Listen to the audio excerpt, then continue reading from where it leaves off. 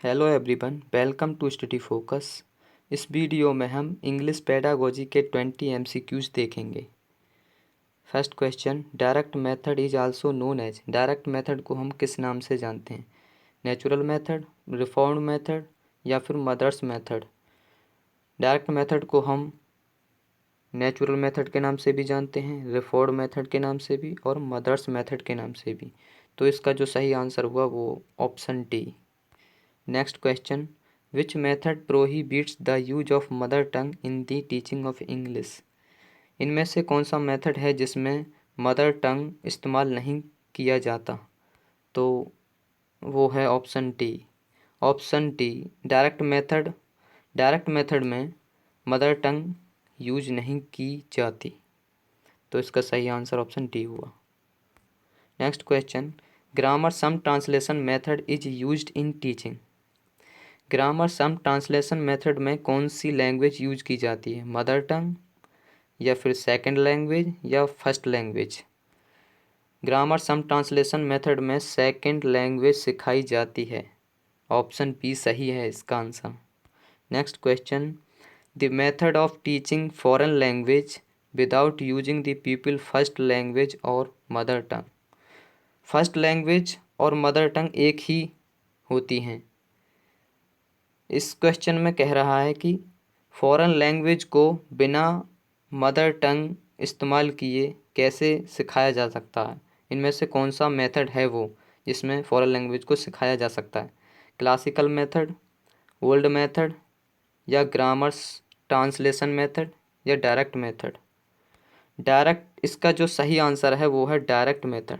Direct method में बिना mother tongue का इस्तेमाल किए फॉरेन लैंग्वेज सिखाई जाती है। Next question, receptive skills are. इनमें से रिसेप्टिव स्किल कौन कौन सी हैं? Listening and reading, speaking and writing, reading and speaking, reading and writing. इसका जो सही आंसर है वो है option A, listening and reading. एक फॉर्मूला होता है LSRW।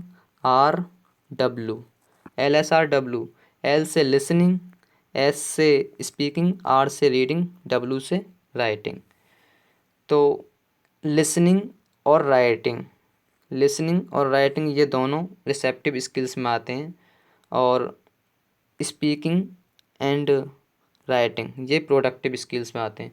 जब हम किसी के विचारों को या थॉट्स को सुनकर या पढ़कर रिसीव करते हैं तो वो रिसेप्टिव स्किल्स में आते हैं। तो इसका सही आंसर ऑप्शन ए है। Next question, receptive skills are also called. Receptive skills को हम किस नाम से पुकारते हैं? इनमें से productive skills, active skills, passive skills, none of these. इसका जो सही आंसर है वो है पैसिव स्किल्स। रिसेप्टिव स्किल्स को पैसिव स्किल्स भी कहते हैं। नेक्स्ट क्वेश्चन, मैक्रो टीचिंग क्या है? Option A, teaching a skill in details. Option B, teaching one और more skills at the same time. या option C, teaching on large scale. या फिर teaching for a long time.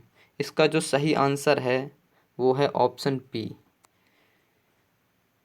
Eight the same time. Skills one या more skills एक ही समय में सिखाई जाती हों उसको मैक्रो टीचिंग कहते हैं। Next question, what do the close and deep reading of text called. इनमें से किस मेथड में डीप एंड क्लोज रीडिंग की जाती है? इसका जो सही आंसर है वो है इंटेंसिव रीडिंग। इंटेंसिव रीडिंग में डिटेल्ड स्टडी की जाती है और डीप क्लोज दोनों की जाती हैं। इसका जो सही आंसर है वो है option C. Next question, which of one of the following would have used a deductive method. इनमें से किस में डिडक्टिव मेथड यूज किया जाता है? Prose, poetry, grammar, spelling. Deductive method grammar में यूज किया जाता है। डिडक्टिव मेथड में क्या होता है, फर्स्ट ऑफ ऑल रूल्स बताए जाते हैं, फिर उसके बाद एग्जाम्पल्स बताए जाते हैं। तो यह ग्रामर में होता है। पहले रूल्स बताए जाएंगे, फिर उसके बाद एग्जाम्पल्स बताए जाएंगे। तो इसका सही आंसर ऑप्शन सी है। Next question, reading practically eight primary level is. जो प्राइमरी लेवल पर रीडिंग होती है वो कैसी होती है? Fast reading, loud reading, silent reading, extensive reading. Primary level पर जो रीडिंग होती है वो लाउड रीडिंग होती है। इसका सही आंसर ऑप्शन बी है। Next question, dyslexia is associated with disorder. Writing, reading, speaking, listening. इसका जो सही आंसर है वो है ऑप्शन बी। जब रीडिंग में प्रॉब्लम होती है, रीडिंग करने में किसी बच्चे को प्रॉब्लम होती है, तो तब रीडिंग डिसऑर्डर होता है और उसको हम डिसलेक्सिया बोलते हैं। तो इसका ऑप्शन बी सही है। Next question, which of the following is not detail reading. इनमें से किस में डिटेल रीडिंग नहीं की जाती? Extensive reading, intensive reading, slow reading, fast reading. इसका जो सही आंसर है वो है एक्सटेंसिव रीडिंग। मैंने बताया था पहले कि डिटेल्ड रीडिंग, जो डिटेल्ड स्टडी की जाती है वो इंटेंसिव रीडिंग में की जाती है, एक्सटेंसिव में नहीं। तो इसका जो आंसर है वो एक्सटेंसिव रीडिंग है। Next, which of the following is helpful in understanding the child's behaviour in diverse situations. अलग अलग सिचुएशंस में बच्चे के बिहेवियर को समझने के लिए हेल्पफुल है। कौन है इसमें से हेल्पफुल बच्चे के बिहेवियर को समझने के लिए? Checklist, anecdotal records, portfolio.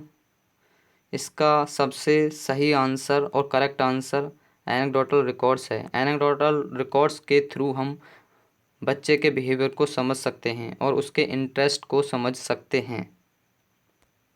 Next, Benita, English teacher of class 7th, asked his learners to read materials such as a newspaper, short story books, articles, so that they should develop fluency in the target language. Which types of reading is she encouraging?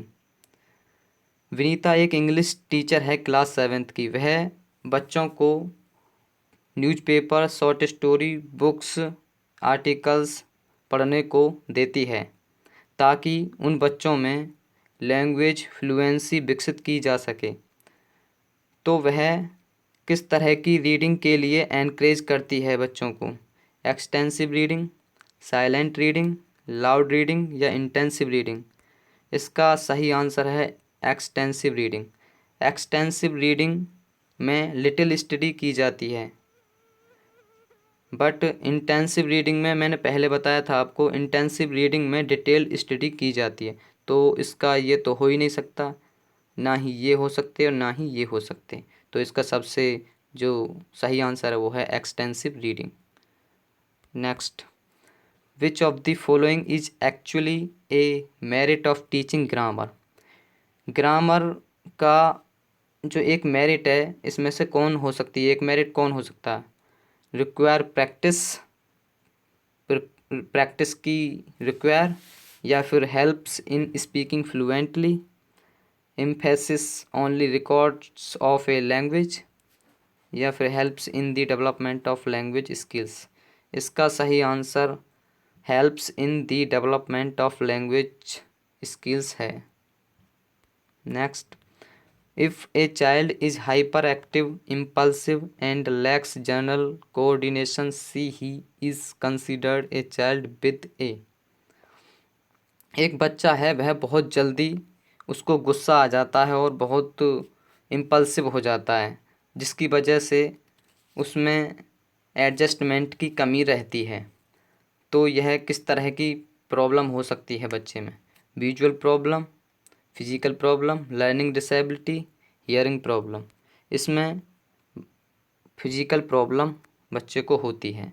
तो इसका सही answer option B है। Next, Trivendra a student of class 1st can speak and read out his lessons very fluently, but when it comes to writing he is unable to write even small sentences. He is suffering from A learning disability called. एक student है class first का, वह अपने lessons को पढ़ लेता है but fluently पढ़ लेता, बट वह स्मॉल सेंटेंसेस में नहीं लिख पाता।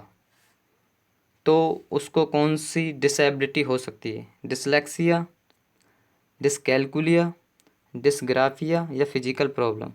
इसका सही आंसर है डिसग्राफिया। उसको डिसग्राफिया प्रॉब्लम होती है, जो पढ़ सकता है बट स्मॉल सेंटेंसेस में लिख नहीं सकता, तो वह डिसग्राफिया में आते हैं ऐसे बच्चे। Next, what is the duration of period in micro teaching? Micro teaching की ड्यूरेशन क्या है? 5 से 10 मिनट्स, 25 से 30 मिनट्स या फिर 35 से 40 मिनट्स? तो इसका सही आंसर है 5 से 10 मिनट। इसका सही आंसर है माइक्रो टीचिंग के लिए, option A. Next, a test which helps to analyze the individual strength and weakness in subject matter is called। Subject matter में किसी बच्चे की वीकनेस और व्यक्तिगत स्ट्रेंथ को एनालाइज करने के लिए कौन सा टेस्ट लिया जाता है? डायग्नोस्टिक टेस्ट, प्रोग्रामिंग इंस्ट्रक्शन या फिर एप्टीट्यूड टेस्ट? इसके लिए डायग्नोस्टिक टेस्ट होता है। व्यक्तिगत स्ट्रेंथ एंड वीकनेस को देखने के लिए डायग्नोस्टिक टेस्ट होता है। तो इसका सबसे सही आंसर ऑप्शन ए है। Next, in which method examples are first and given and rules are inferred later? तो इनमें से ऐसा कौन सा मेथड है जिसमें एग्जाम्पल्स पहले बताए जाते हैं और रूल्स बाद में? तो इसका जो सही आंसर है वो है इंडक्टिव मेथड। इंडक्टिव मेथड में एग्जाम्पल्स पहले बताए जाते हैं और रूल्स बाद में। डिडक्टिव में क्या होता है? डिडक्टिव में रूल्स पहले बताए जाते हैं और एग्जाम्पल्स बाद में बताए जाते हैं।